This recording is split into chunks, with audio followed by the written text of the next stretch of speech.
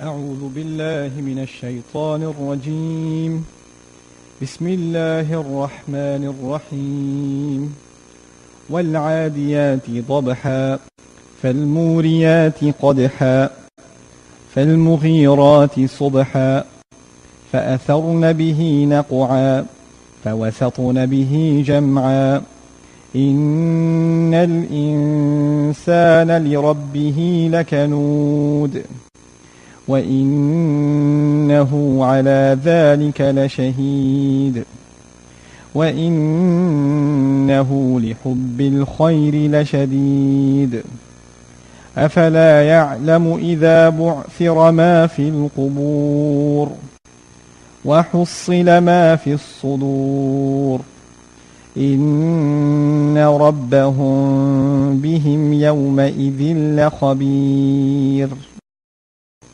I want to start by saying that this surah is one of my favorites in the Quran when it comes to exploring the incredible logic of the Quran and the way in which the beautiful, creative way in which Allah sets up an argument. You know, the message of the Quran is very straightforward, very simple. But the power of the Quran is not just in what it says, but in how it says it. And this is a stellar example of how Allah presents an argument. How He sets up the mind of the listener in conveying a message to them in a powerful way. What we're going to learn in this surah, inshallah ta'ala, is the attitude of the human being, the greed of the human being, the carelessness and the heedlessness of the human being, and the things he does on this earth without fear of any consequence. The human being does things on this earth without caring what is going to be the result of this. I'm not going to get caught, so I don't care. Now, وَالْعَادِيَاتِ ضَبْحًا. Allah is taking an oath. And He says, I swear by al-adiyat. The word adiyah, in Arabic, it comes from the word adu, which means to have animosity. But adi, the masculine form, is used for someone who's running in battle against the enemy. You know, there's in battle, there's one thing you're preparing for the enemy, or your enemies. But when you're actually running towards your enemy, and you know when somebody's running towards the enemy, they don't look left or right, they don't care about anything else. All they care about is, I'm going to kill that guy over there. They're charging towards him. Now that's the form of the word that's been used, وَالْعَادِيَاتِ. I swear by battle horses that are marching forward with animosity. That's what Allah swears by. So Allah is not swearing by horses that are males. He's actually swearing by mares, female horses. Why? Because they used to be faster in battle. The Arabs used to prefer the female horse over the male horse. So already this is not just any car, this is the exotic car. Right? This is the faster one. And it's headed right into battle. This is an action scene from the very beginning. Then Allah adds the ha al-dabha. أقسمه, this is Baydawi rahimahullah. He says, اعلم أن الضبح أصوات أنفاس الخيل إذا عدت. You should know the word dabha at the end is describing, you should know it's describing أنفاس الخيل, the breath, the panting of the horse when it's engaged in aggressive motion. You know when a horse is galloping really fast, you hear that like, that sound you hear? The word for that in Arabic is dabh. Dabh. By using that word, we're learning that this horse is going as fast as it can. It's going as fast as it can. And it's marching forward towards what? An enemy. How do we know there's an enemy ahead? Because of what word? وَالْعَادِيَاتِ. Now we come to the next ayah, فَالْمُورِيَاتِ قَدْحًا. The other thing we learn here about the word, these muriyat, is that as they are running, the word ira, from which muriyat comes, is a description, it's an adjective for these horses. Ira is to cause sparks to fly when you strike something. So Allah is saying these horses are causing fires.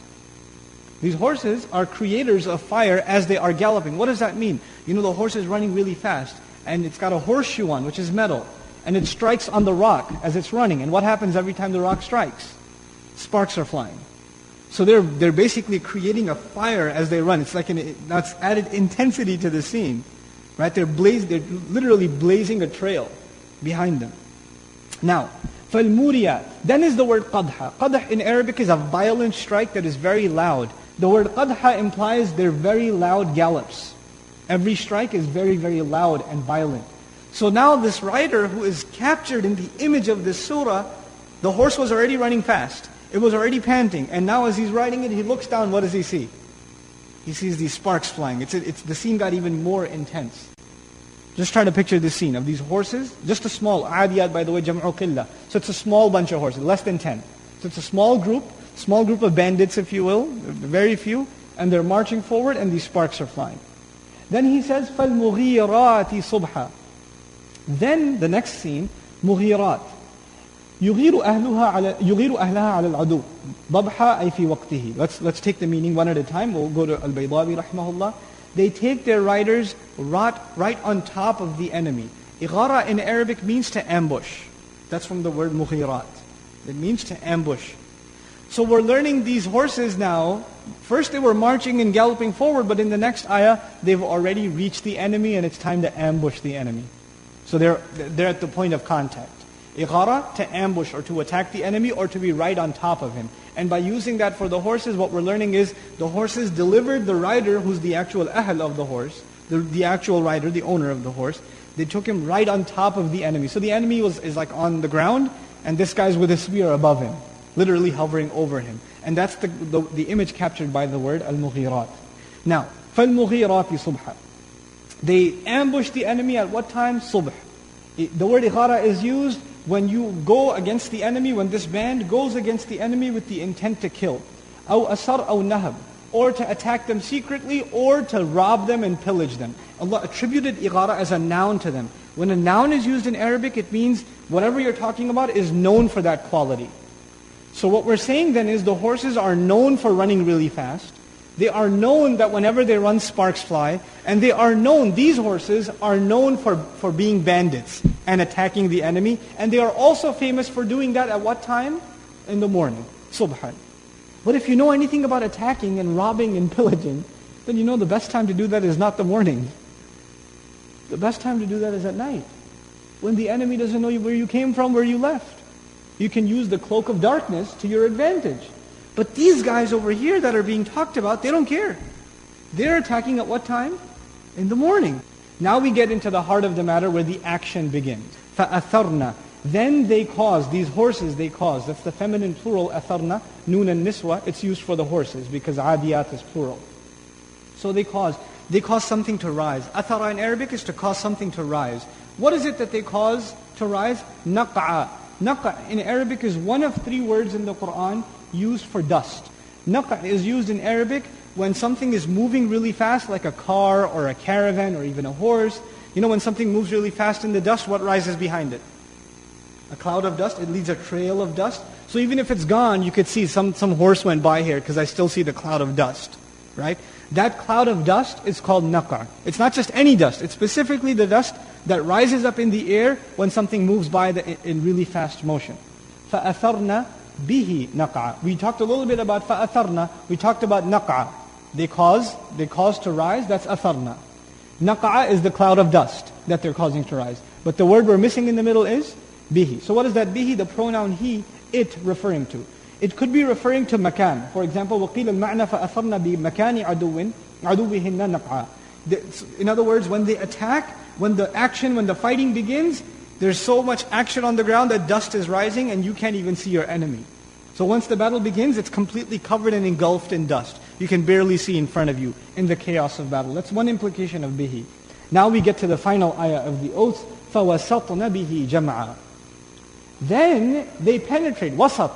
Wasat in Arabic is to penetrate right to the middle of something. The word jam'a could be applied to the horses, these guys that are attacking. Jam'a could also be used for the enemy.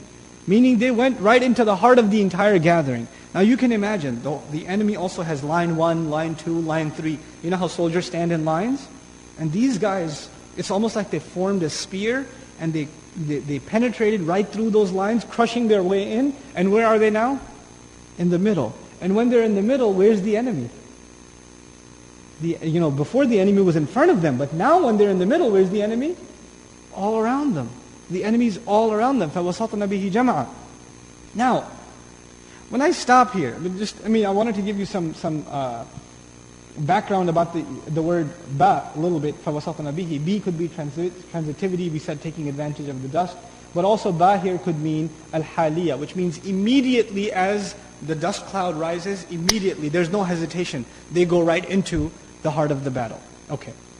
Now it's a climactic moment. You want to know what happened next. That's what you want to know really badly.